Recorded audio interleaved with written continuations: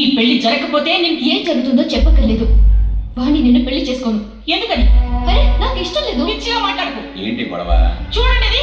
నువ్వు వెళ్ళు. అది కాదండి. వెళ్ళమన్నా.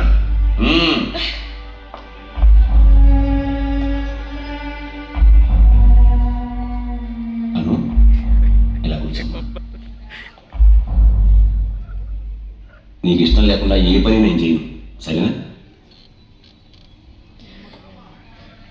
డాడీ. అవును తల్లి, నీ మనసులో ఇంకెవరైనా ఉంటే చెప్పు.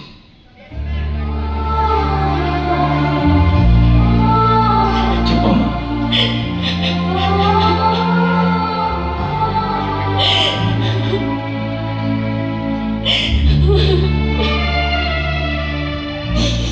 భయపడకమ్మా, నీ సంతోషం కదా నాకు కావాల్సింది.